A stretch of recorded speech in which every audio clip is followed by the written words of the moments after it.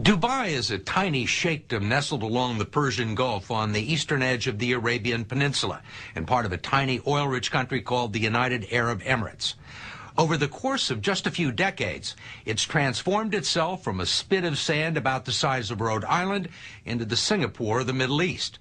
It's a political, economic, and financial success story in a region torn by conflict.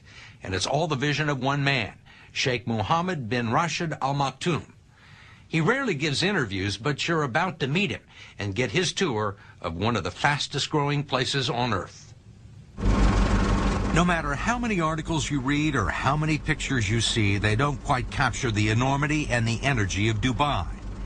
It is a physical manifestation of Arab oil wealth set in concrete, glass, and steel, a place so rich and ambitious that it is changing the geography of the world as a business center, transportation hub, and tourist destination. A 21st century city at the crossroads of a new world. Skyscrapers rise in clusters, man-made islands rise from the sea, and entire neighborhoods with hundreds of office buildings and apartments rise from the sand. And it is all the vision of one man, Sheikh Mohammed bin Rashid Al Maktoum. This is where we're standing now. All this is nothing. 2000. January 2000. 7 years ago. Yes. This was desert. And look now, all what you see. What you see has been called the largest construction site on Earth, with 500,000 laborers working on a reported $300 billion worth of projects, building Sheikh Mohammed's dream of a modern, efficient, and tolerant Arab city with fine restaurants and a vibrant nightlife, both the playground and the business capital of a new Middle East. What are you trying to do here? What do you want this place to be? I want it to be number one. Not in the region, but in the world. What do you mean number one in the world? In everything. High education, health, housing, just making my people the highest way of living.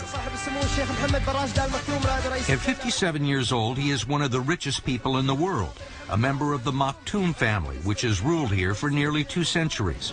He's a former Air Force pilot and an avid horseman who competes in cross-country endurance races and is one of the largest breeders of thoroughbred racehorses in the world. By Western standards, his marital situation is a little complicated. He's married to Princess Hayat, the daughter of the late King Hussein of Jordan, but he also has another wife who is rarely seen in public. Assalamu alaikum. He is frequently described as a workaholic, and as we found one morning, always in motion. I'm just doing my normal thing, which is, you know. You like to stay on your feet? Yeah. Where's your security detail? I don't have security. You just walk around by yourself? Yeah. He's famous for dropping in unannounced at construction sites and government offices to see how things are going. We'll get in this car, huh? This is my car. All right, fine. I will drive. Okay. He uses his cars as mobile offices. So you travel by yourself all the time? Most of the time I travel myself, yes. It seemed like almost everyone in Dubai knew the car and who was driving. But you see, the whole area is growing here. There is a little bit of Donald Trump in it, at least when it comes to showmanship. You know this building up there? That strange-looking building on the left is one of the world's tallest indoor ski slopes. Outside, it may be 120, but inside, it feels like the Alps. And they are set and ready to run. Then there is the Dubai World Cup, showcasing the fastest horses in the world, running for the world's largest purse. Not to mention the most luxurious and expensive hotel in the world, the Burj Al Arab, where the cheapest room is $2,000 a night. Why do you want everything to be the biggest, the tallest? Steve, why not? Why not? If you can have it in New York, what can we have it here? Why are you in such a hurry? Most people would try and do all of this in a lifetime, not in 5 years. I want my people to live better life now, to go to the high school now, to go to the good health care now, not after 20 years.